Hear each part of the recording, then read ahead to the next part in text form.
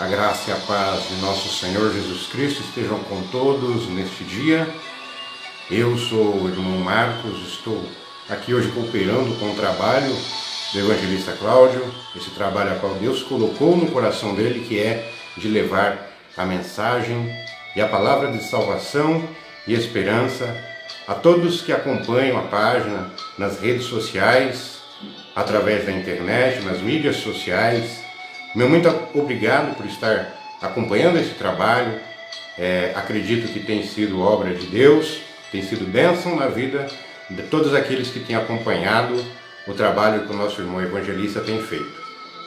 Hoje eu vim falar não de mim, não somente de mim, não somente do trabalho do nosso irmão Claudemício, mas eu vim falar de algo muito maior que nós dois e de que todos nós juntos no Evangelho, que é a palavra de Deus, que é a palavra que nos alivia, que é a palavra que nos serve como norma para tudo aquilo que vamos fazer em nossa vida.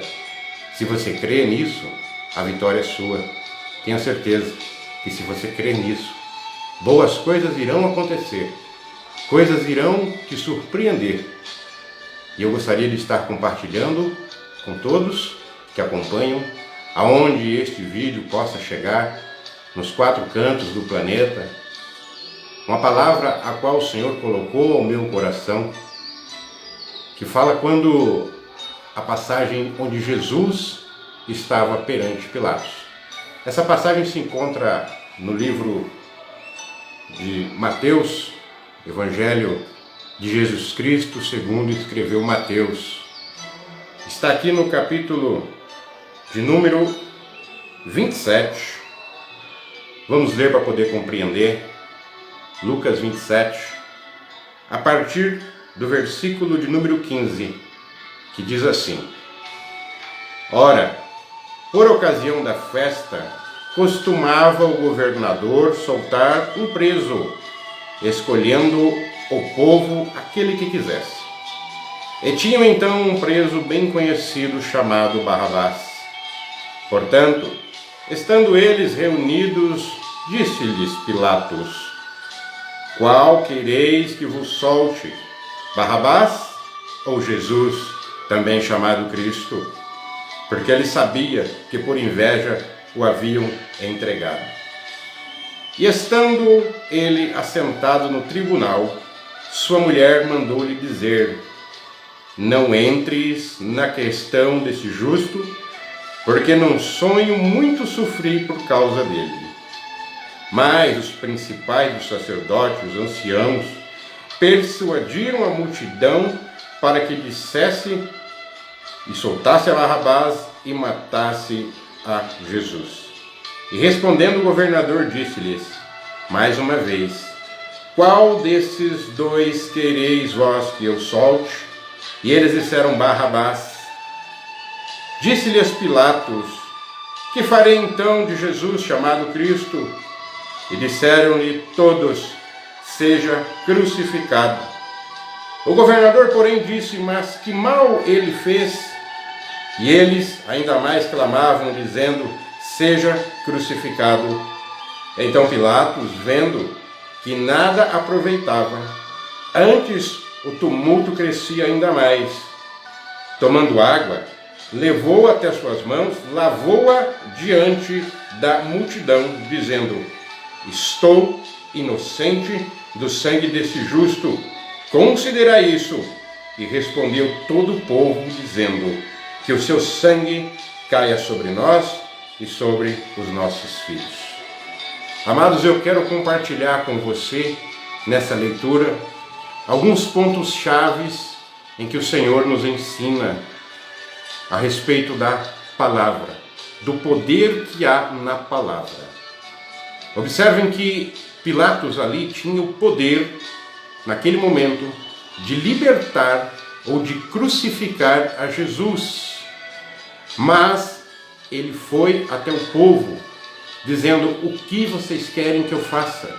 E o povo dizia assim: Crucifica, crucifica, persuadido pelas lideranças religiosas daquele local. Há um ditado muito grotesco. Alguns dizem que a voz do povo é a voz de Deus, que nós sabemos que não é bem assim. A voz do povo foi quem crucificou a Jesus. A voz do povo foi quem fez com que Jesus fosse pagar o alto preço, condenando-o para o sacrifício. Embora, como predestinado, ele já veio a este mundo para pagar esse preço. Naquela cruz tão pesada, Jesus carregou o meu e o seu pecado. Carregou a minha e a sua culpa por amor a nós. Não foi apenas um ato ali ecumênico, onde Jesus representava ou falava alguma coisa que pudesse agradar alguém. Ele se fez realmente o cordeiro do sacrifício em favor da minha e da sua vida.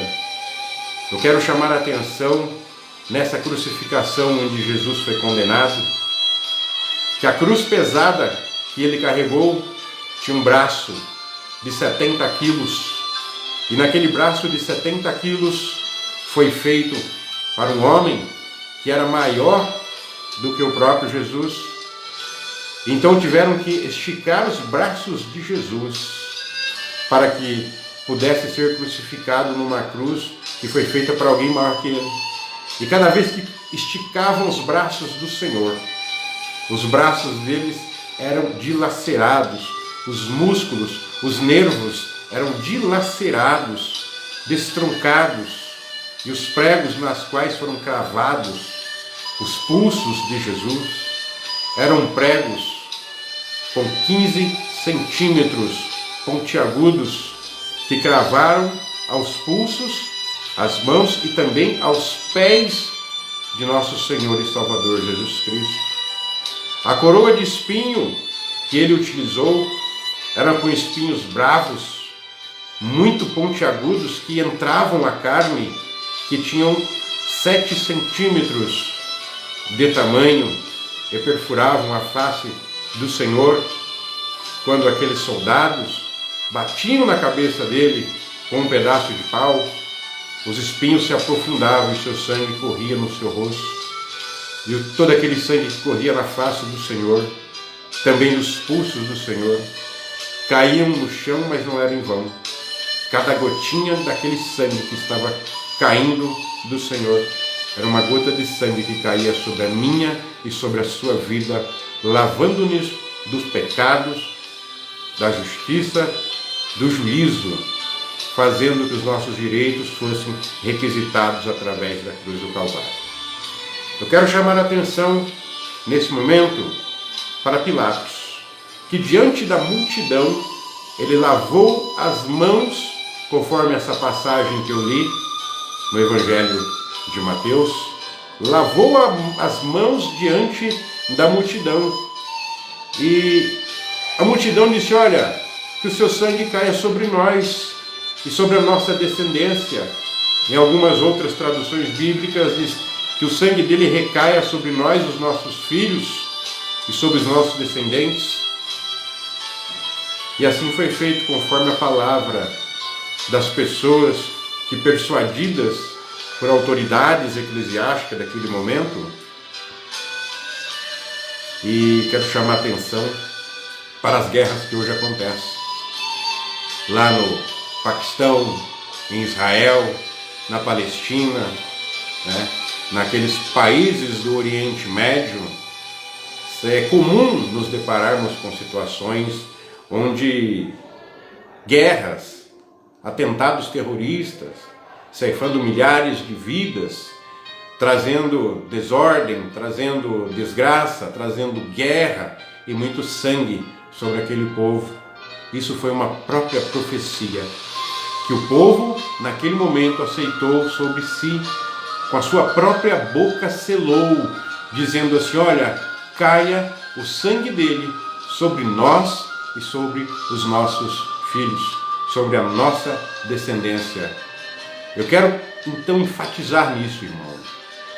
Eu não estou aqui falando de uma religião, eu não estou aqui falando de uma denominação, eu estou aqui falando de Jesus, eu estou falando aqui de Deus, que deu o seu único Filho para o Cordeiro pelos nossos pecados, o Cordeiro sem mácula, para ser sacrificado pelos nossos pecados. Eu quero chamar a atenção para a palavra que foi dita naquele momento. Poderia ser uma outra palavra qualquer, mas naquele momento foi a palavra que foi dita. E eu quero dizer para você, onde quer que você esteja nos acompanhando através das redes sociais, eu quero dizer para você que a tua palavra tem poder. E tudo aquilo que você empenhar na tua palavra será feito de acordo com aquilo que você predestinou, com aquilo que você está destinando para a tua vida e para a vida do seu próximo. É comum, queridos, em alguns casos, pessoas que nós temos aconselhado, pessoas que nós temos pregado a palavra, dizer assim: olha, irmão, a minha casa é um inferno, a minha casa não tem mais jeito, tudo lá é terrível. E eu digo para aquelas pessoas assim: poxa vida, se você está decretando com a sua boca que a tua casa é um inferno, quem mora no inferno é quem, irmã? É ele, é Satanás que mora no inferno. E nós não estamos aqui para falar dele, nós estamos aqui para falar sobre aquele que edifica a casa, que é Jesus de Nazaré. Parece, irmão, que às vezes temos problemas que são insolúveis. Temos problemas que há muito tempo vem sido debatido por nós, vem sido enfrentado, que não há uma saída e que o problema parece ser muito grande, tão grande a ponto de nós desanimarmos. Mas eu quero te dizer, querido e querida irmã, que existe algo muito maior, infinitamente maior do que tudo aquilo que você pode imaginar. Muito mais do que qualquer problema. E esse maior é o grandão da Galileia, é Jesus de Nazaré. Esse sim é o maior que todas as coisas, que pela palavra constituiu todas as coisas. Aquele que quiser depois dar uma sondada, uma acompanhada no raciocínio, porque eu digo aqui verdades bíblicas, tá? Não sai da minha cabeça, não é porque eu vi na televisão e acreditei nisso como uma verdade absoluta.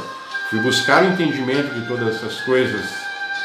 E eu quero dizer para você que lá no livro de Gênesis, na primeira página da Bíblia, no livro de Gênesis, capítulo 1, Deus, no início, criou todas as coisas. E que Deus viu que o mundo era um conglomerado sem forma, a terra era sem forma e vazia. E pela palavra de Deus, pelo empenho da sua palavra, ele disse: haja luz.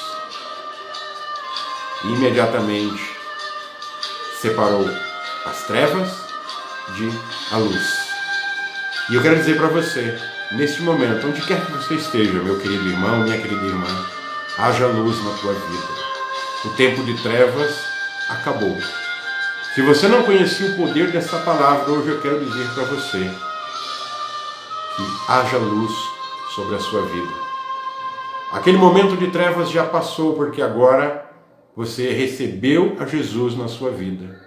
Porque agora você está recebendo a palavra de Deus manifestada em Jesus, que nos diz lá no livro de João, que Jesus, palavras dele, dizia assim: eu sou a luz do mundo, e aquele que vem a mim não permanece nas trevas.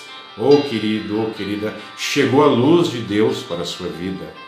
Deus já tem determinado uma palavra de vitória na sua vida. Deus já tem determinado uma palavra de bênção. Aquilo que era escuridão, aquilo que era trevas, não mais se apoderará da sua vida, porque Jesus de Nazaré agora entrou na causa. Não há mais problema grande para que possa atormentar e tirar o seu sono. Não existe mais problemas que pode ser maior do que o grandão da Galileia. Digo isso, querido, porque o meu ouvido escuta primeiro a minha boca. Tudo aquilo que eu disser será realizado pela graça de Deus, porque nós temos autoridade da palavra de Deus. Haja luz na tua vida, não trevas, haja luz. Mas para que isso aconteça, você tem que tomar posse do sacrifício de Jesus. tem que tomar posse da palavra de Deus, porque Deus, quando fez todas as coisas, seguindo adiante lá no livro de Gênesis, ainda no capítulo 1, quando criou o homem, ele disse assim, olha, domine o homem sobre todos os animais, domine o homem sobre todas as coisas. E quando eu digo homem, eu digo de uma forma genérica, o homem e a mulher. Domine, domine. Então tudo que está neste mundo é proporcional à tua fé em Deus para que você venha a dominá-lo. Quando Deus disse para você, olha, domine, toma posse da bênção, através da palavra. É através da palavra que nós atingimos os nossos objetivos. É através da palavra de Deus, firmando as nossas palavras, é que alcançamos a vitória. Através das nossas palavras, sim, querido, sim, querida. Porque é a nossa palavra com autoridade que vai desfazer todo o mal e vai decretar bênçãos em nome do Senhor Jesus. Note então que existe uma passagem lá no livro de Reis que fala sobre um profeta de Deus chamado Elias, que ele, em determinado momento, que não chovia, ou que chovia, nos 2 episódios, ele disse assim, olha, segundo a minha palavra, não choverá por 3 anos e 6 meses. E Deus honrou a palavra do profeta Elias. E não choveu na terra por 3 anos e 6 meses. Note, querido, a tua palavra tem valor. Se a tua palavra tem valor, você deve exercer, fazendo um exercício da fé em Deus. Note que o céu dos céus está presente na tua vida. Vamos fazer aqui uma reflexão como se fosse um cartório. Num cartório, seja ele de notas, de títulos, de protesto, cartório civil, qualquer tipo de cartório, ele tem lá um tabelião e às vezes você vai até aquele cartório para poder resolver um problema, um registro de um imóvel, a transferência de um veículo, a emissão de uma certidão de casamento ou até mesmo uma certidão de óbito. Você precisa ir até um cartório. E lá naquele cartório, aquele tabelião vai conferir que aquilo é verdade e ele vai assinar e vai selar. Em algumas certidões de nascimentos, em algumas escriturações públicas, está escrito lá assim, o referido é verdade e dou fé. E ele sela aquilo. Semelhantemente ao reino dos céus, onde o tabelião é você, onde o cartório é a tua fé, é a tua comunidade, é a tua igreja, é o teu quarto de guerra, é a tua casa de oração, não importa a denominação, é onde você tem um momento para se encontrar com Deus. Então, quando você decreta alguma coisa, a tua palavra tem tanto poder, você, como tabelião de Jesus nesse momento, você assina, e você, com base naquele decreto, com apoio governamental, com apoio, com chancela do Espírito Santo, você vai lá e decreta a tua bênção. E o selo, esse você sabe quem sela, é Jesus de Nazaré, que sela aquilo que você disse. Então eu te convido a você a refletir nessa palavra. Nessa palavra. Há poder na sua palavra. Em tudo aquilo que você se dispor a fazer, empenhe-se na palavra do Senhor e faça a sua palavra ser ouvida com fé, mas que seja a tua palavra de acordo com os desígnios de Deus. Se você está tendo trevas, se você está vendo em algum momento uma obscuridade na tua vida, lembre-se, a tua palavra pode determinar para que haja luz, porque o Senhor Jesus, quando fez o homem, o Pai, o Filho e o Espírito Santo lá na criação, ele disse assim, olha, façamos o homem conforme a nossa imagem, segundo a nossa semelhança. Então você é semelhante sim a Deus, você tem a aparência de Cristo, você tem a autoridade do Espírito Santo e você pode colocar a sua autoridade em prática sim, diante da palavra de Deus.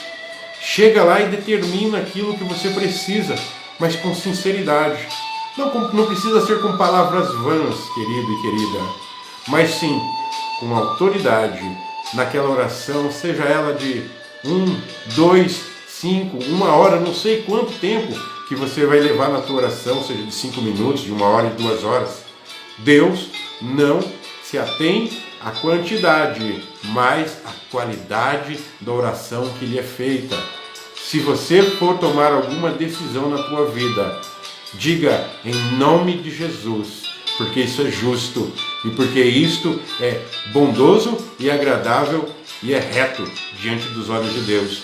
E você decreta a tua palavra, você empenha a tua palavra sobre aquele negócio, tão somente pedindo para que o Deus Todo-Poderoso venha selar, como tabelião de Deus, toma posse da vitória. E não imagina que a escuridão não vai passar. Às vezes, por propósito mesmo de Deus, algumas coisas são um pouquinho mais estendidas, algumas provas são um pouquinho maiores, são os desígnios de Deus. Mas lembre-se, você está pagando esse pequeno preço, ou quem sabe um pouquinho maior de preço, você está pagando, mas você vai ter a bênção no final. Assim como lá no cartório você tem que ir registrar assinatura por semelhança, você paga um valor. Se for para pagar uma assinatura por autenticidade, o valor já dobra. E se você tiver que fazer lá um registro de um imóvel, isso já é muito mais caro, né? 5, 10%, dependendo da cidade, do estado que você se encontra, para poder registrar um imóvel que você comprou. Assim também é.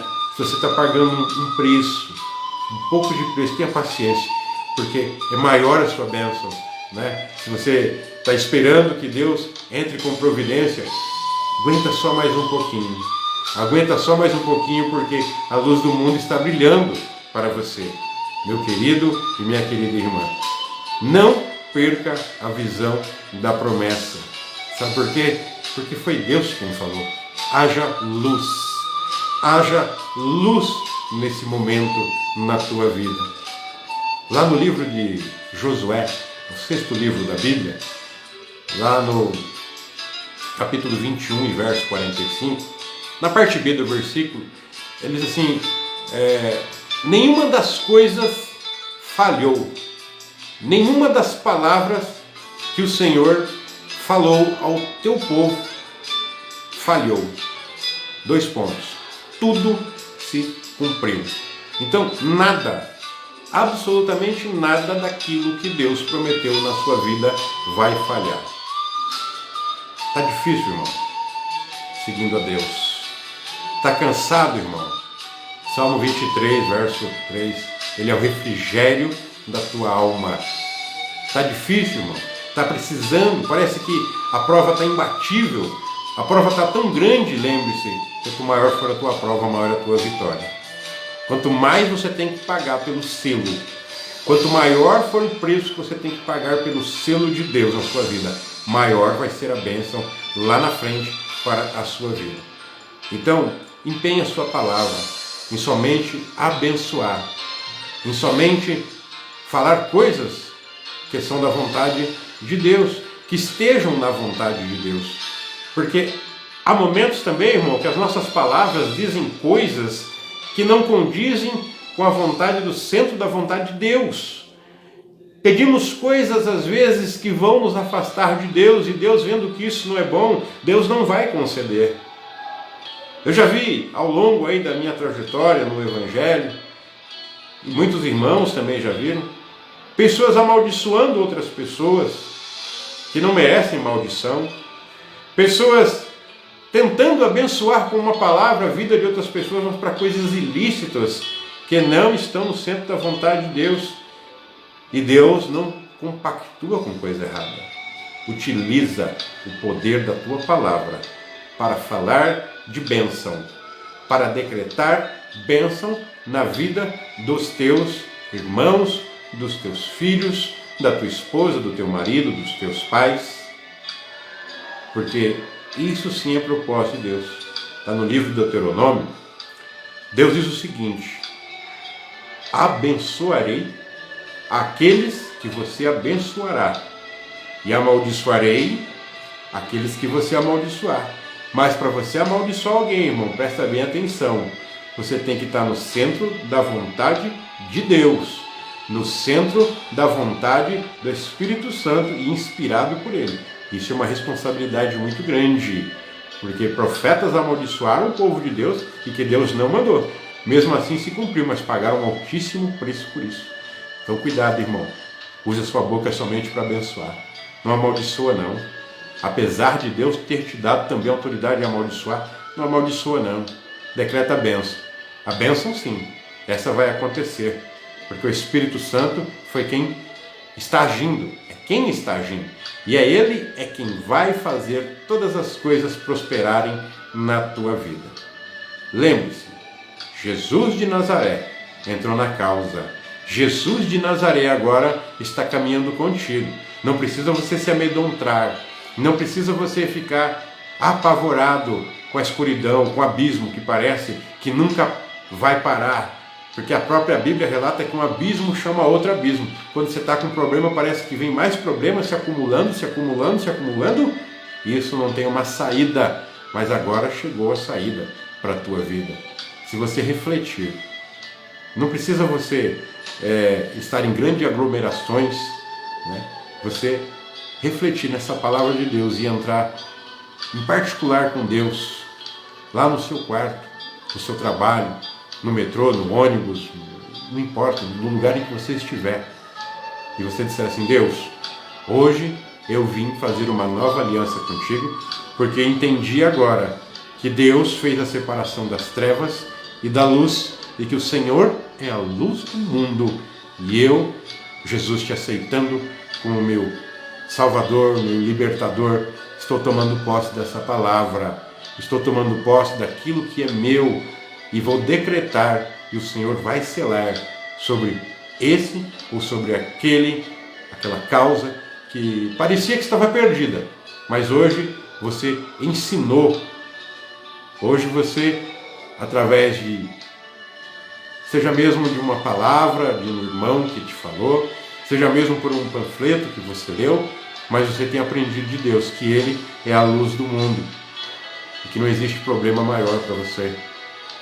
Para quem mora nas grandes capitais e utiliza aí o metrô, utiliza os trens, você sabe que há um momento que aquele trem está entrando dentro de um túnel e tudo fica escuro. Mas há um ponto de interseção chamado estação, e na estação é tudo iluminado, onde o trem faz aquelas paradas. Se está duro, irmão, se a escuridão parece que está assolando, fala: Jesus, eu quero chegar na estação Jesus. Eu quero chegar na luz. Eu quero chegar na estação luz. Embora São Paulo também tenha uma estação chamada Estação da Luz, a luz de Cristo é o que vai iluminar você e te fortalecer nessa jornada, nessa caminhada. Há um ponto de intersecção no meio dessa escuridão. Há um ponto de parada que traz a luz no meio desse túnel que vocês parece que está vagando interminável. E se chama Estação Jesus de Nazaré. Há alguém muito maior do que o seu problema. Ele é o grandão da Galileia. Não existe ninguém maior que esse. Jesus de Nazaré. É a certeza da vitória que nós teremos pelo nome de Jesus. Quando o sangue dele verteu na cruz do Calvário e caiu, cada gota daquele sangue caía sobre nós, lavando do pecado.